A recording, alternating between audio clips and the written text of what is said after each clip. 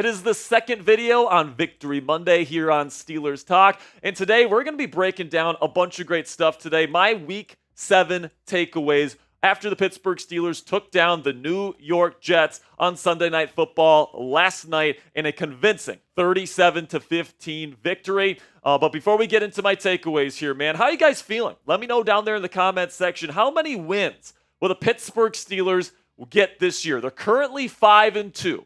Okay, so what are they going to finish at? Are they going to get up to 10 wins and make it 11 double-digit win seasons for Mike Tomlin here in Pittsburgh? Let me know what you guys think down there in the comment section. For me personally, I think they can get up to 11 or maybe even 12 wins this year. So first up here, some injury updates before I get into my takeaways. So Donte Jackson, it was reported last night that he has been dealing with an AC joint sprain. This was reported by Nick Farabaugh from Penn Live last night. Says Donte Jackson has been playing through an AC joint sprain that he suffered all the way back when the Steelers beat the Chargers. Per sources, still the same injury he's dealing that has flared up. So he did come out of the game. James Pierre came in. By the way, Nick Farabaugh does a great job. Go give him a follow on X. And we got Ray Filipaldo from the Pittsburgh Post-Gazette saying Donte Jackson should be fine for Monday night. He said he aggravated a shoulder injury from earlier in the season. So I would expect that Donte Jackson's probably going to be back out there for the Monday Night Football game against the New York Giants. But we never know. And then also, I would say look for Corey Trice Jr. to potentially make his way back here in Week 8, coming off of that hamstring issue that's kept him out the last several weeks. He got that interception against the Denver Broncos when he came in for a little bit there. And, you know, if Donte can't go and Corey Trice Jr. can, I think that's going to be a nice boost because James Pierre, I mean, come on, let's just acknowledge what James Pierre is, guys. He's just a depth piece, all right? He's not very good. I mean, last night, with all due respect to James Pierre, he had a 48.2 PFF grade versus the Jets. Now, PFF grades aren't gospel, but as somebody that's watched the film from yesterday's game, I could tell you that grade probably backs up about as well as he played last night at Acrisure Stadium. So hopefully either Donte Jackson or Corey Trice Jr. is good to go on Monday night. So let's get into the takeaways here. And we're going to take some time to really talk about this first one here, which is around Mike Tomlin. Now, I talked about this on my instant reaction after the game last night. I touched on it, but I really want to get in depth here because, when it comes to the Pittsburgh Steelers, we had a juxtaposition between an organization in the Jets that is run by their owner. Nobody really knows who's the boss. Nobody knows who's really in charge, and they're in a complete and utter mess. With the Pittsburgh Steelers, it's not that way. You know who the boss is here, and it's Mike Tomlin. He's making the decisions. Even though there's other people in the building that would have rather stuck with Justin Fields as the starter, even though he knew he was going to take a bunch of shit from us in the media and, of course, us fans for going to Russell Wilson after getting that 4-2 start with Justin Fields. He saw something in practice. He's seen these guys. He's been around these guys for months, and he understood that Russell Wilson gives this team a better chance to win, and he had the balls to pull off the move, and then Russell Wilson and the offense definitely rewarded him with a 37-point performance last night at Acrisure Stadium. And, the thing that I keep hearing about Tomlin on Steelers Twitter and the main criticism is that he's mediocre or that the teams that he coaches are mediocre and the Steelers are just settling for mediocrity. For me, that's a bit silly. The worst one that I hear is, he's just a 9-8 merchant. Well, first of all, Mike Tomlin's only had one 9-8 season as the head coach of the Pittsburgh Steelers. And in his 17 full completed seasons as this team's head coach, he has double-digit win seasons. That's over half of his seasons where he is leading this team to double-digit wins, including last year when he had Kenny Pickett, Mitch Trubisky, and Mason Rudolph as his quarterbacks. All right, so this is somebody that has delivered a consistent, stable culture of winning here in Pittsburgh. Not to mention, Tomlin has the best win percentage of any active head coach in the National Football League in one-score games. That's better than Kyle Shanahan. That's better than Andy Reid. That's better than any head coach you want to throw out. If they have coached at least one full season, Mike Tomlin has the best win percentage of any head coach in the league in one-score games. That is unbelievable, and that shows the mental toughness that he instills in this football team by having padded practices on Fridays, having that old school, tough-nosed mentality and, has his leadership and, the mental toughness that he instills in his group is just absolutely unmatched in the National Football League today. And the Steelers are damn lucky to have him as their head coach, in my opinion. But Jack, what about the playoffs, man? He hasn't won in the playoffs in such a long time. This is one I hear all the time. And listen, I hear your concerns. And by the way, Mike Tomlin would be the first one to tell you, yeah, we need to start winning in the playoffs. That's why he went to Russell Wilson, because he felt like Justin Fields maybe was the type of guy that could get you to the playoffs, but probably not get you any further past the first round, and that's why he made that move. So Mike would be the first one to tell you, yeah, we need to win in the postseason. But here's the truth, man. It's really, really hard to win playoff games in the National Football League if you don't have a quarterback that is capable of winning football games against top-flight quarterbacks in this league. And let's be frank, over the last half decade at least, this team has not had that. Big Ben Roethlisberger would be kind of good in the beginning of the seasons, and then towards the end of the year, he wasn't even a top 20 quarterback because he was getting washed and he was getting tired and he was getting gassed. Then you had the years with Kenny Pickett, Mitch Trubisky, and Mason Rudolph. And honestly, guys, the fact that Tomlin kept this team afloat with a terrible offensive coordinator, which, by the way, he does deserve some blame for hiring Matt Canada, no question about it, and the quarterback play was as abysmal as it was, and they were still winning 9, 10 games this season. Most head coaches would have won 3, 4 games and would have gotten fired. And said Mike Tomlin kept this team afloat and kept them relevant despite some really, really bad years of offense here in Pittsburgh. And I've said for a while, guys, you give this head coach, this leader, this CEO of a franchise, a good and competent offensive play caller and a good, competent quarterback, you're going to be back to winning playoff games. You're going to be back to competing for titles here in the Steel City. And hopefully, at least we hope, after that 37-15 win against the Jets, it looks like we might have that now with Arthur Smith calling the plays and Russell Wilson under center. I broke down Russell Wilson's game and how I think that he is working with the Pittsburgh Steelers and why I think he is the right fit for the Pittsburgh Steelers this year in a video we released earlier this morning. I'll put the link to that one in the comments and description of today's show so you guys can get my thoughts as why I think Russell Wilson works with Mike Tomlin, Arthur Smith, and the Pittsburgh Steelers. So, and another coach that I want to give some shout-outs here, not only Tomlin, but also the new offensive coordinator, Arthur Smith, who has taken some shit here in these first couple of weeks as he's been instilling his new system. He's had a shuffle at offensive line, it seems like every single week. He's had a change at quarterback. And despite that, the Steelers are above league average right now in points per game scored. They're 14th in the league in that category. And you know what, man? Arthur Smith is not the most creative or exciting offensive play caller in the game today. But he's extremely competent. He gets the most out of guys. He got the most out of Ryan Tannehill. He got the most. Hopefully he's going to get the most out of Russell Wilson here in Pittsburgh. And the run game is starting to finally click. The offensive line has been holding up. The weapons finally got going against the Jets with Russell Wilson under center. Everything seems to be clicking in place. And even Najee Harris himself said that this is the most competent offense he has been a part of in his time with the Pittsburgh Steelers. Arthur Smith deserves some credit for that. So now it's red pen time. Let me know down there in the comments section. Grade the Steelers coaching staff for me down there in the comments section. Give me an A, a B, a C, a D, or an F for today's pinned comment. YouTube's going to throw an ad break here in just a couple of seconds. And when that happens, take advantage of that time by giving me a grade. Okay, now let's go to the weapons here, because all I heard when they made this switch was, Justin Fields wasn't playing very well because his weapons are terrible. He has nobody to throw to. Well, Russell Wilson certainly took advantage of some of the weapons that he had at his disposal last night. Take a look at these numbers here. George Pickens had by far the best game of his season so far, finally got into the end zone, had 22.2 yards per catch. Absolutely unbelievable. Then you got Calvin Austin III. And by the way, I think Calvin and Pat are in the wrong spot. Pat Freiermuth is actually got the 2 catches and averaged 25.5 yards. And then Calvin Austin III only had the 1 catch. He had the 1 drop, and it was a huge explosive play. So obviously these guys were getting open down the field, and Russell Wilson was taking advantage of it. And even Van Jefferson, who we have absolutely trashed on this show this year. You guys know that I think Van Jefferson should be replaced.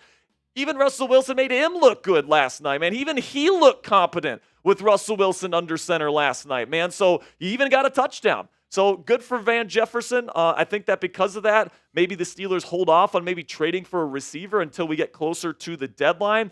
because these weapons looked a lot more competent with Russell Wilson throwing the ball than it was with Justin Fields. Now, don't get me wrong, man. I do think that Pittsburgh needs to add another wide receiver before the deadline. Might be Mike Williams this week. We'll see. But the idea that Justin Fields had some of those struggles because he had no receivers to throw to, I think it just completely got, that theory got completely blasted into the sun last night with Russell Wilson having the success that he did, especially in the second half throwing to these receivers. So coming up here on Steelers Talk, more Week 7 takeaways that I saw on film from this Week 7 matchup here. But before we get into the rest of today's show, let's have a word from our sponsor here at Prize Picks, which is the easiest and most exciting way to play daily fantasy sports. And unlike other apps, on Prize Picks, it's just you against the numbers. You can now win up to 100 times your money on Prize Picks with as little as 4 correct picks. That is, if you know ball. And Prize Picks puts its members first, so all withdrawals are fast, safe, and secure. When my picks hit, I can get my money in as quick as 15 minutes. So sign up today and get $50 instantly when you just play $5. You don't even need to win to receive the $50 bonus. It's guaranteed. Prize Picks also offers weekly promotions that can lead to big payouts. So we take a look here at my Monday Night Football projections here. I'm going to take the I believe that's a gobble in there with the more Derrick Henry on the touchdowns. You just got to score 1 touchdown today. I think Derrick Henry can get that done. I'm going to take the less on Baker Mayfield passing yards against up and coming. I think is a Baltimore defense that's really coming into their own here. And I'm going to take the less on Justin Herbert passing yards. So if you guys want to get your projections in for Monday Night Football, you guys can do so right now by downloading the Prize Picks app today and use code CLNS to get $50 instantly when you just play $5. That's code CLNS on Prize Picks. You get $50 instantly when you just play $5. Again, guys, you don't even need to win the projection to win the $50 bonus. It's guaranteed. Prize Picks, run your game. My fourth takeaway here is that the offensive line stepped up, and they've been stepping up all season long. It starts with Isaac Seumalo getting that injury to his pectoral muscle early or late in the offseason, or in the preseason, I should say. Has to miss the first several weeks of the season. Spencer Anderson steps in. Mason McCormick has to step in eventually. Troy Fautano out for the season. Nate Herbig out for the season. James Daniels out for the season. And this unit is still fighting and still kicking. And honestly, man, the offense is looking as good as it ever has behind this ragtag group of offensive linemen that nobody really expected to be starting at this point in the season. Now, to be clear, they were not stellar. All right, they did allow pressure. Broderick Jones certainly had his struggles like he has in every single week this season. I think his PFF grade was like 30.6 or something crazy like that, a crazy low number. But, I thought Mason McCormick had a good week. I thought Ryan McCollum for like a fourth-string center played as well as you could expect him to play.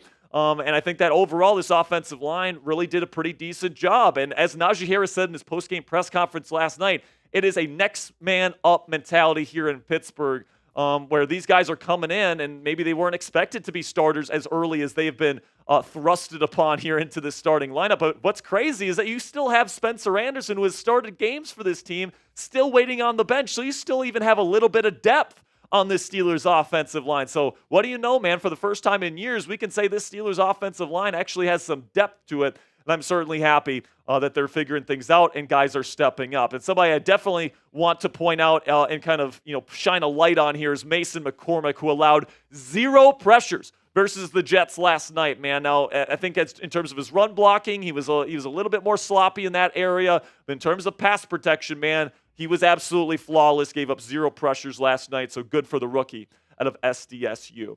Another takeaway that I have, man, is that Najee Harris is blowing me away. Pause. I think that Najee has absolutely played like a star running back over these last 2 weeks. You take a look at his numbers, almost 6 yards a carry, 2 touchdowns. He is wearing these guys down in the second half of games, and this is the vision that Mike Tomlin and Arthur Smith have come up for Najee Harris. They want to beat these defenses to a pulp, and they want them to suffocate in the fourth quarter. That is exactly the vision that they have been able to execute these past 2 weeks, and Najee is playing like a star running back right now. And if he keeps playing like this for the rest of the season, guys, I don't think the Steelers are going to have a choice. They're going to have to sign him to a new contract. And he's going to be the main engine of this offense for a very long time if he can keep up this production that he's had these past 2 weeks. And also, it's so nice to have Jaylen Warren back healthy. I mean, he's been dealing with a hamstring issue and a knee issue, and now he seems to finally be back healthy. He picked up that huge 3rd and 8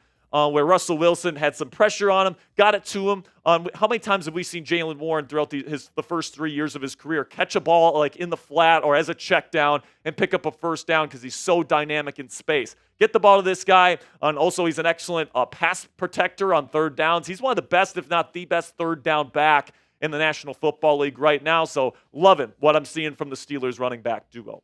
And speaking of young players making an impact here, let's talk about Beanie Bishop Jr. and his big performance last night. 2 interceptions, had a fantastic interception to really change the dynamic of the game at the end of the first half.